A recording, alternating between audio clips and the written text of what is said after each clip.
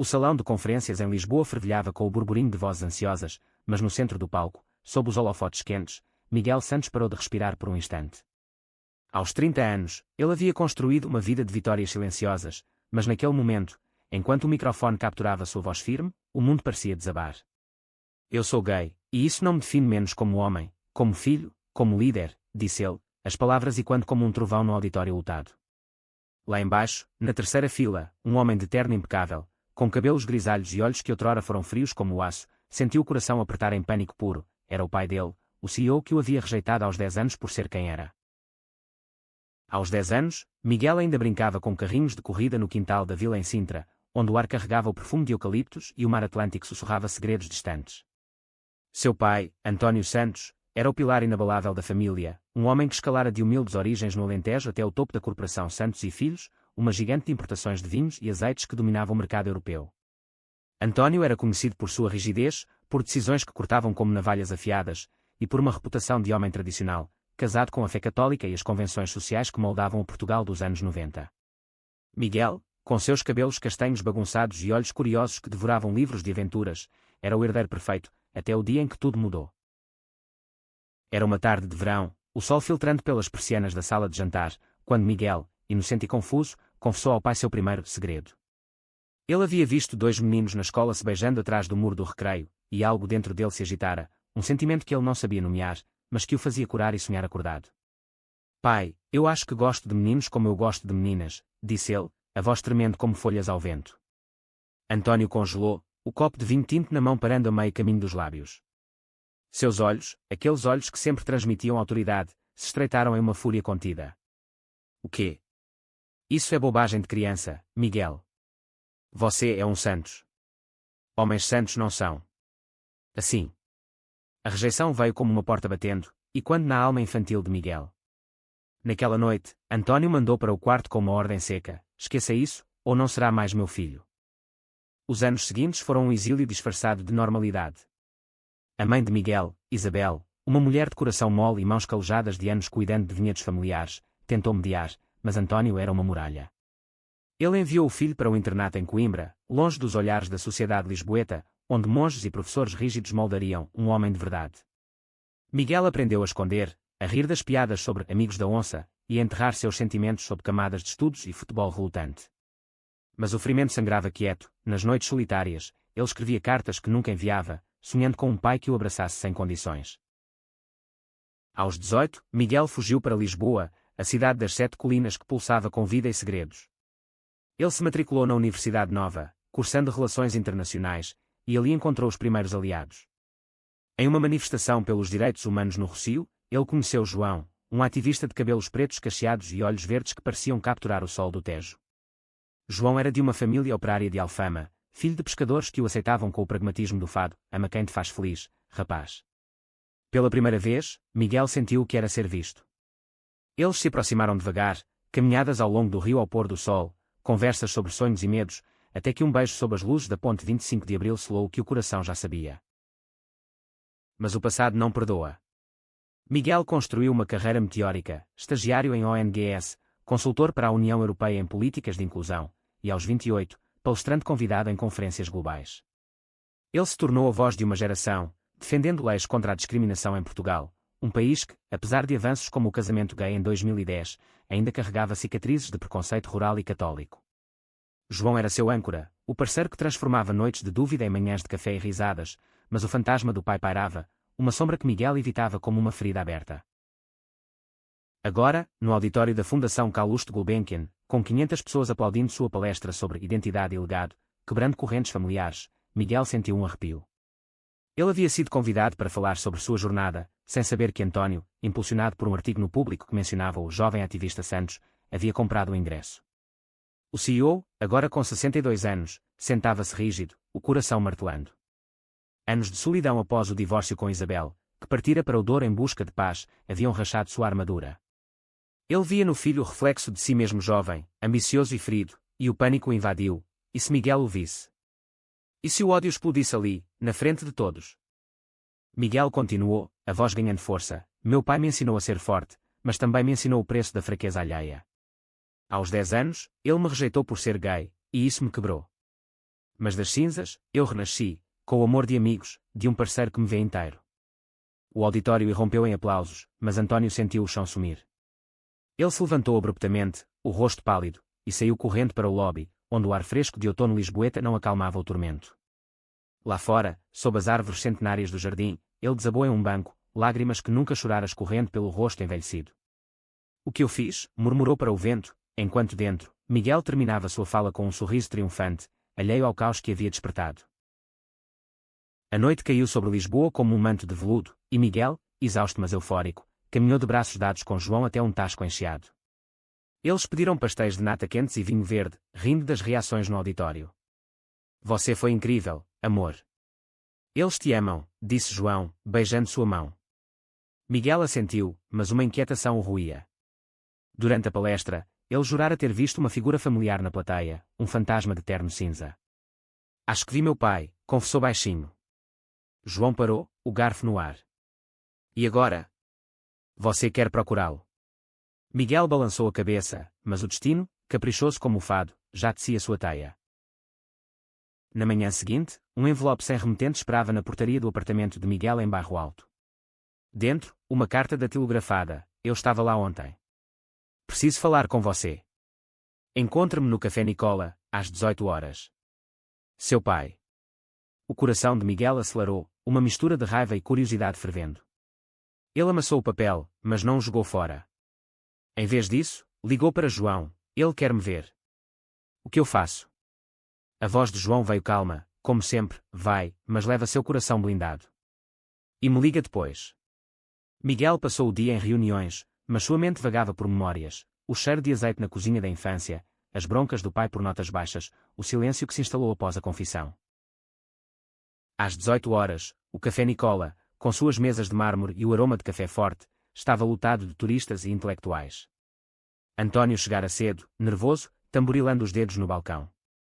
Ele havia envelhecido mal, rugas profundas marcavam o rosto outrora angular, e os olhos, ainda penetrantes, carregavam remorso. Quando Miguel entrou, alto e confiante em sua jaqueta de couro, pai e filho se encararam como estranhos em um espelho quebrado. Sente-se, disse António, a voz rouca. Miguel obedeceu, mas manteve distância. Por que agora? Depois de 20 anos de nada. A pergunta saiu afiada, e António baixou a cabeça. Eu li sobre você. O artigo. Você falando de mim, publicamente. Eu entrei em pânico, Miguel. Não de vergonha, mas de perda. Eu te perdi por minha culpa. A conversa fluiu como um rio represado, cheia de pausas e acusações. António confessou as noites insones após o divórcio, as terapias que ele secretamente frequentava em segredo, o medo de que a sociedade o julgasse por um filho diferente. Eu era um tolo, preso nas correntes da tradição. Meu próprio pai me batia por chorar, e eu repeti o ciclo. Miguel ouviu, o peito apertado, mas a raiva ainda queimava. Você me abandonou. Eu cresci achando que era defeituoso. Lágrimas brotaram nos olhos de António, algo inédito. Me perdoe, filho. Eu não mereço, mas peço. Eles saíram do café sem resolução, o ar da praça do comércio carregado de tensão, mas uma semente de possibilidade plantada. Dias se transformaram em semanas, e o encontro no Café Nicola ecoava na mente de Miguel como uma melodia inacabada. Ele mergulhou no trabalho, organizando um seminário sobre direitos LGBTQ+ em Porto, mas João notava as sombras sob seus olhos. Você está remoendo isso, não está? Perguntou uma noite, enquanto preparavam um jantar no apartamento apertado, com vista para as luzes piscantes de Lisboa. Miguel suspirou, cortando cebolas que faziam seus olhos arderem mais que as memórias. Ele pediu perdão, mas palavras não apagam cicatrizes. E se for só culpa, não amor? João o abraçou por trás, o queixo no ombro dele. Dê tempo. Você merece respostas, não só desculpas. Seu relacionamento era assim, uma âncora em mares turbulentos, construída em conversas honestas e toques que diziam mais que promessas. Enquanto isso, António voltava à rotina da corporação, mas o escritório em Alcântara, com suas paredes de vidro e vistas para o estaleiro, parecia uma prisão. Ele cancelava reuniões, olhava fotos antigas de Miguel criança, um garotinho de sorriso largo em uma praia de Cascais, e se questionava sobre o homem que se tornara. Sua assistente, uma mulher jovem chamada Sofia, notou a mudança. Senhor Santos, você parece distraído. Algo no seminário de inclusão que marcou. António hesitou, mas confidenciou em parte, meu filho. Ele é o palestrante principal. Sofia, abertamente bissexual e uma das poucas aliadas na empresa conservadora, sorriu. Então vá. Mostre que aprendeu. Inspirado, António comprou uma passagem para Porto, decidido a reconquistar o que havia perdido. Em Porto, o seminário no Palácio da Bolsa era um caldeirão de emoções. Ativistas de todo o país lutavam o salão neoclássico, bandeiras arco-íris tremulando como promessas de liberdade. Miguel subiu ao púlpito, sua voz ecoando pelas colunas douradas. Em Portugal, avançamos, casamento igualitário, adoção, mas o preconceito familiar ainda fere mais que leis ruins. Eu sei, porque vivi. Ele compartilhou histórias de jovens que, como ele, foram rejeitados, e o público respondia com aplausos fervorosos.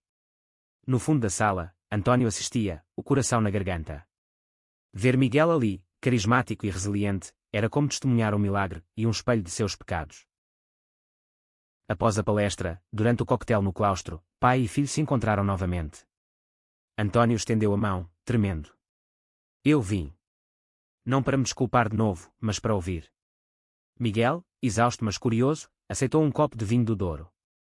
Eles se sentaram em um banco de pedra, o rio Douro brilhando ao longe. António falou primeiro. Eu cresci no Alentejo, onde homens são medidos por terras e filhos héteros. Meu casamento com sua mãe foi arranjado, e eu a amava, mas o medo de falhar na tradição me cegou. Miguel interrompeu, e eu? Eu era só uma criança. As palavras doeram, mas António prosseguiu. Eu te enviei embora para te salvar, mas salvei só minha imagem. Agora, vejo que você salvou a si mesmo. A conversa se estendeu até o anoitecer, entremeada por risos forçados e silêncios pesados. Miguel mencionou João pela primeira vez. Ele me ensinou que amor não julga.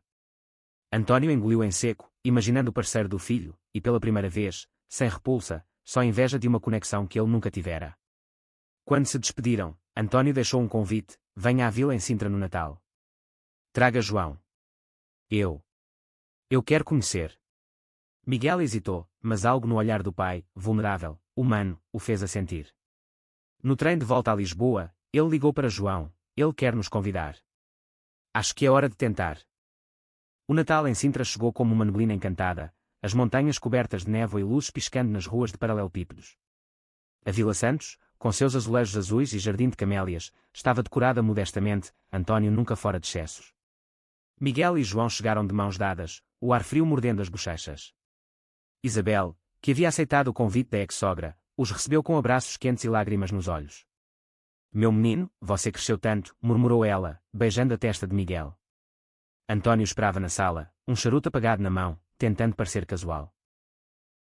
O jantar foi uma dança tensa, bacalhau à brás, vinhos envelhecidos e conversas superficiais sobre o tempo. João, com seu charme natural, quebrou o gelo contando anedotas de Alfama, fazendo Isabel rir. Então, você é o que mantém meu filho são, brincou ela. João sorriu, eu tento. Ele é teimoso como o pai. O comentário pairou, mas em vez de tensão, veio um riso baixo de António. Teimoso é eufemismo. Pela primeira vez, o CEO viu João não como uma ameaça, mas como um pilar, o tipo de apoio que ele falhara em dar. Mas o Natal não é só luzes, sombras surgem. Na véspera, enquanto Miguel e João passeavam pelo jardim, nevascas leves caindo como confetes, um telefonema mudou tudo. Era Sofia, a assistente de António. Sr. Santos, há um vazamento na imprensa. Alguém do seminário de Porto gravou você falando do seu pai e postou online. Está viralizando, o herdeiro rejeitado do magnata Santos expõe preconceito familiar. Miguel desligou, o estômago revirando. Ele correu para dentro, confrontando o pai na biblioteca. Você sabia? Isso vai destruir sua reputação. António, pálido, negou. Não, filho. Mas talvez seja o preço da verdade. A mídia explodiu. Jornais como o Diário de Notícias estampavam manchetes: escândalo na elite, CEO e filho ganham reconciliação forçada. Redes sociais fervilhavam com debates, uns elogiando a coragem de Miguel, outros acusando-o de oportunismo. António enfrentou acionistas furiosos em uma reunião de emergência, defendendo-se: meu filho é um Santos. Seu orgulho é o meu. Mas internamente, o pânico retornava, velhos amigos o isolavam, sussurrando sobre a vergonha da família. Miguel, de volta a Lisboa, sentia a culpa corroer. João o consolava: você não causou isso. É o passado voltando para cobrar. Mas uma carta anônima chegou: seu pai te usa para limpar a imagem. Fuja enquanto pode. Paranoia se instalou. Quem enviara? Um rival de António na corporação. Ou algo pior. Em uma noite chuvosa, Miguel confrontou o pai por telefone. Isso é real, ou só teatro? António jurou, vem para cá. Eu provo. A viagem de volta a Sintra foi um turbilhão de chuva e dúvidas, o carro de Miguel cortando as curvas da estrada IC19 como uma lâmina. João insistira em ir junto, não sozinho nessa, amor. Chegando à vila, encontraram-na sitiada por repórteres, vans da SIC e RTP estacionadas na entrada, flashes cegantes como julgamento divino. António os recebeu na porta dos fundos, o rosto marcado por noites sem sono. Entrem. Eu cuido disso. Dentro, a cozinha cheirava a café queimado e pão fresco, um contraste irônico com o caos lá fora. Eles se reuniram na sala de estar, lareira crepitando como um coração acelerado. António revelou o que sabia. O vídeo havia sido postado por um ex-funcionário demitido, um homem amargurado chamado Rui, que trabalhara na divisão de exportações e nutria rancor contra a família Santos. Ele me odeia desde que o demiti por assédio, ironicamente, contra uma colega lésbica que ele discriminava. Miguel franziu a testa. Então isso é vingança dupla. Contra você e contra mim. António assentiu, os olhos baixos. Eu protegi a empresa, mas falhei em proteger você. De novo. A conversa derivou para confissões mais profundas. João, sempre o mediador, perguntou, o que você sente agora, António? Não pelo negócio, mas pelo seu filho. O CEO pausou, o fogo refletindo em seu rosto enrugado. Medo. De perdê-lo de novo. E orgulho que eu nunca disse em voz alta. Miguel, que havia passado anos construindo muralhas, sentiu uma rachadura. Eu também tenho medo. De acreditar e ser traído. Eles choraram juntos pela primeira vez, um trio improvável unido por dor compartilhada, enquanto a chuva batia nas janelas como aplausos distantes. Mas o conflito escalou quando Isabel chegou, trazendo notícias do Douro, sua avó materna. Miguel, está doente. Ela quer ver você, e o escândalo a atingiu. Dizem que a família Santos é amaldiçoada. A avó, Dona Rosa, era uma viúva teimosa de Vinhedos em Pinhão, que sempre amara Miguel em segredo, enviando pacotes de uvas e cartas codificadas durante o internato. Viajar para lá significava enfrentar não só a família estendida, mas a imprensa que os seguia como abutres. A jornada para o Douro foi épica, trem para Régua, depois carro serpenteante pelas encostas vinícolas, outono pintando as vinhas de ouro e vermelho. Chegando à quinta de Dona Rosa, uma casa de pedra com vista para o rio, encontraram-na na cama, frágil mas de olhos afiados. Meu neto, o guerreiro, murmurou ela, estendendo a mão ossuda. Miguel se ajoelhou, lágrimas caindo. Vovó, eu sinto sua falta. Ela sorriu fraco, e eu a sua verdade. Ouvi sobre seu pai. Perdoe-o, mas não esqueça. A memória é nossa armadura. Enquanto Dona Rosa descansava, a família se reuniu na varanda. Tios e primos, conservadores como o solo argiloso, lançavam olhares enviesados para João. Um primo, Henrique, confrontou Miguel. Você arrastou o nome da família para a lama por vaidade. A discussão explodiu, vozes e quando pelas colinas, vaidade. Eu lutei por direitos que vocês ignoram. António interveio, voz firme pela primeira vez em defesa do filho, basta. Miguel é mais Santos que qualquer um aqui. Ele nos envergonha com honra. O silêncio que seguiu foi ensurdecedor, um marco na reconciliação frágil. De volta a Lisboa, o casal enfrentou sua própria tempestade. João, pressionado pelo trabalho em uma ONG sobrecarregada pelo escândalo, questionou, e se isso nos quebrar? A mídia nos persegue agora. Miguel, exausto, retrucou, então lutamos juntos.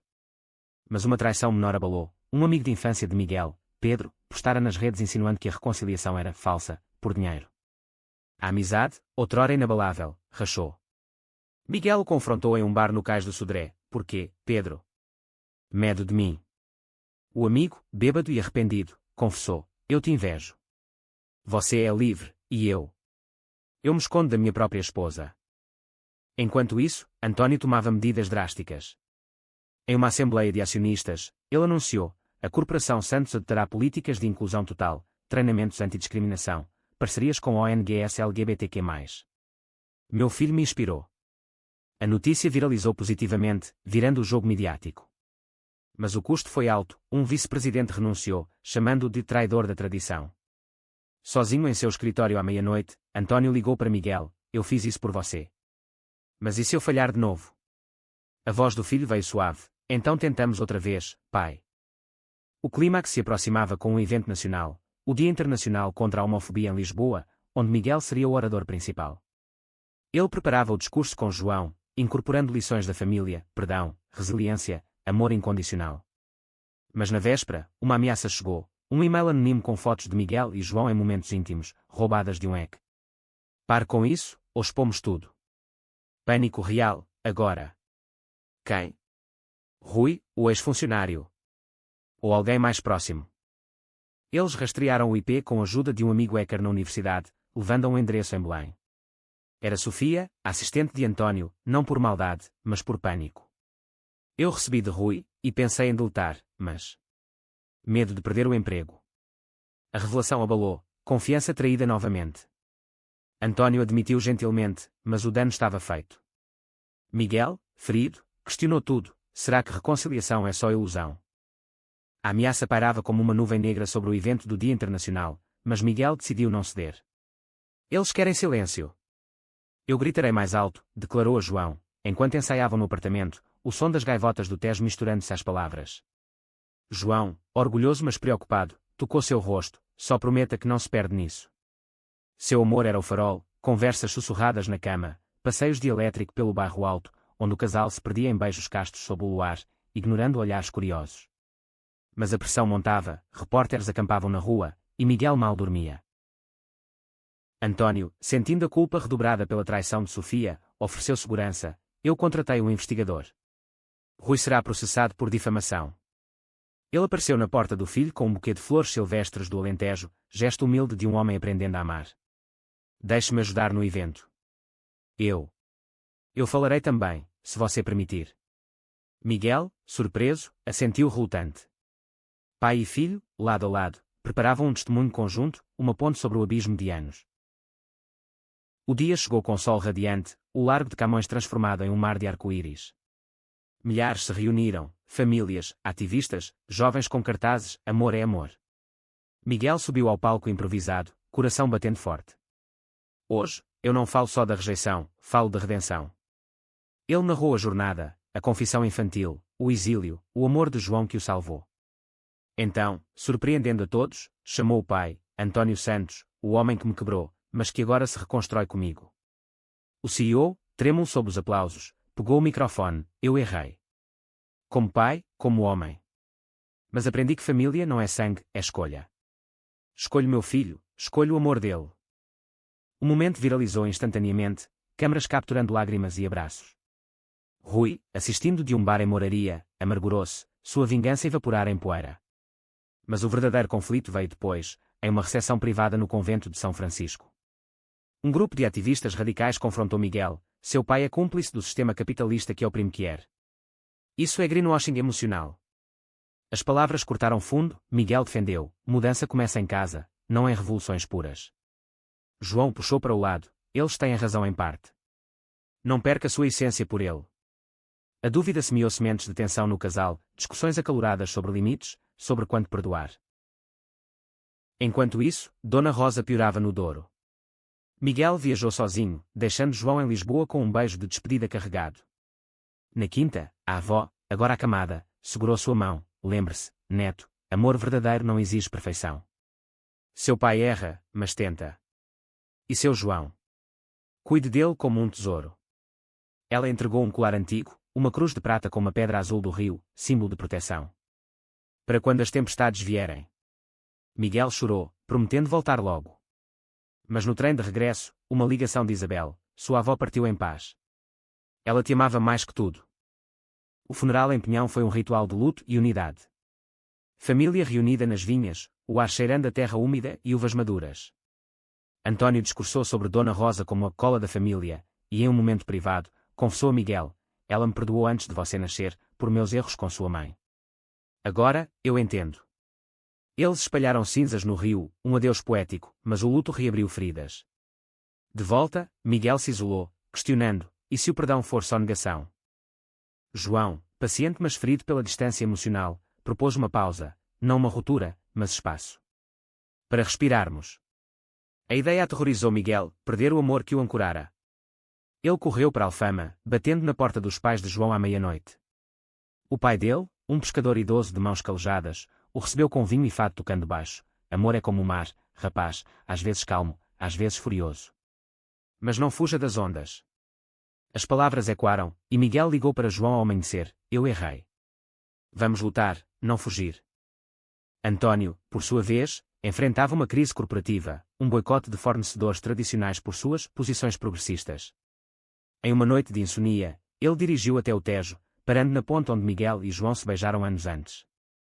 Lá, sob as estrelas, ele escreveu uma carta: filho, se eu cair, caio de pé por você. Mas preciso saber, você me perdoa de verdade? Enviou por mensageiro, e Miguel leu com lágrimas, respondendo pessoalmente: sim, pai. Mas com condições, seja autêntico.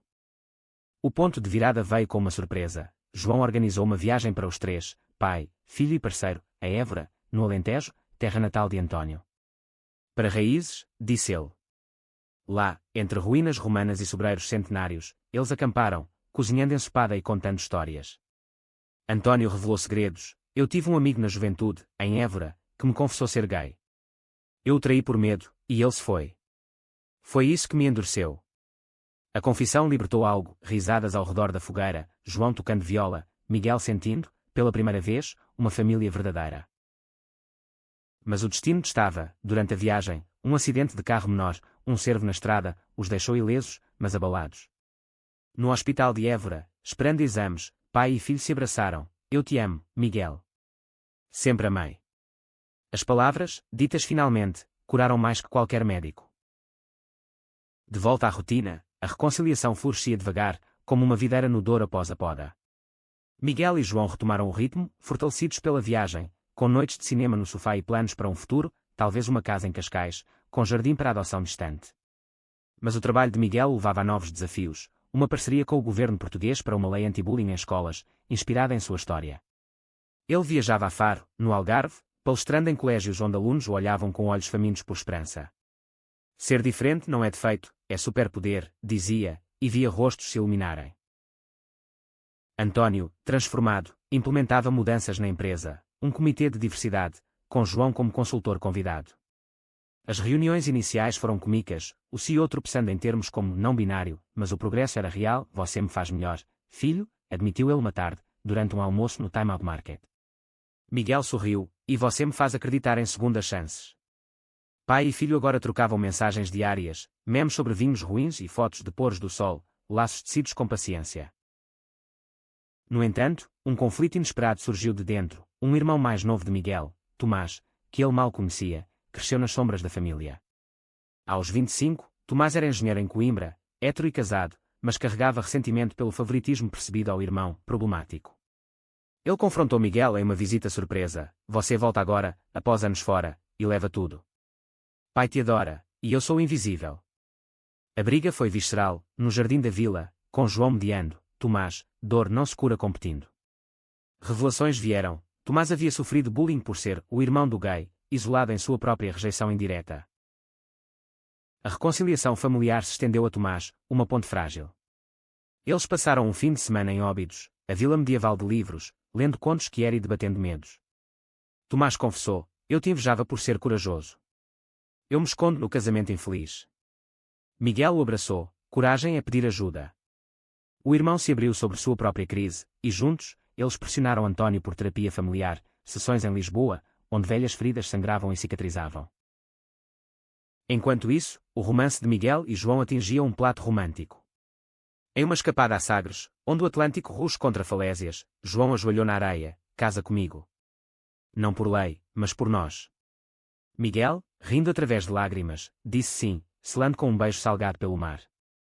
Mas a alegria foi temperada por uma reviravolta. Dona Rosa deixara uma herança, a Quinta no Douro para Miguel, com condição de transformá-la em um retiro para jovens LGBTQ+ em crise.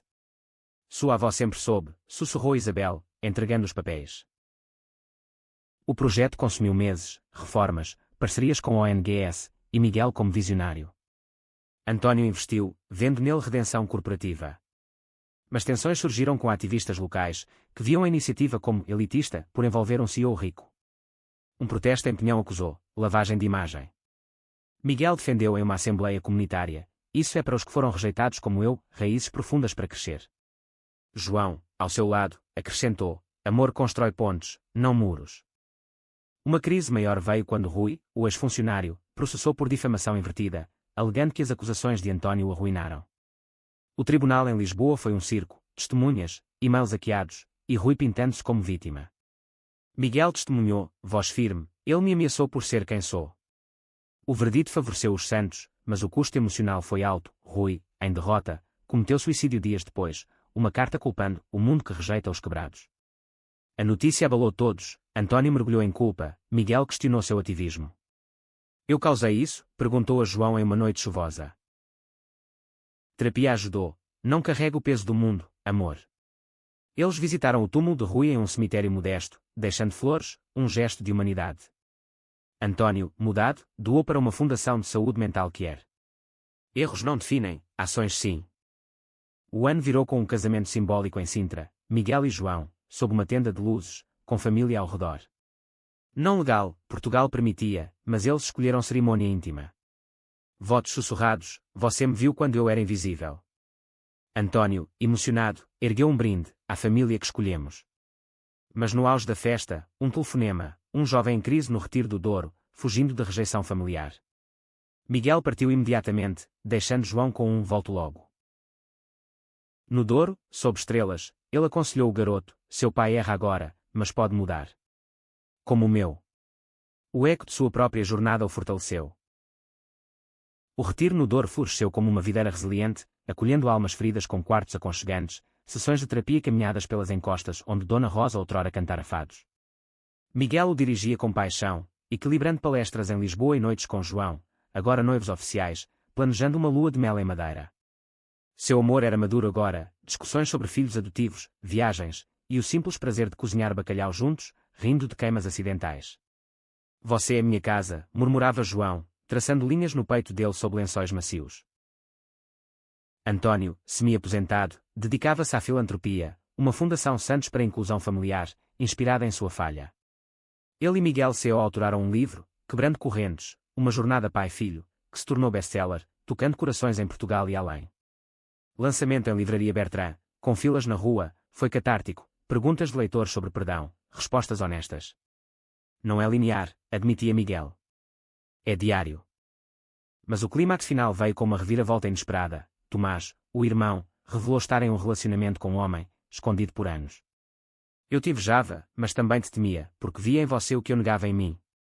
A confissão, em uma ceia familiar em Sintra, trouxe lágrimas e abraços. Família expandida, agora com 2 casais celebrando Páscoa com ovos pintados e debates leves sobre vinhos.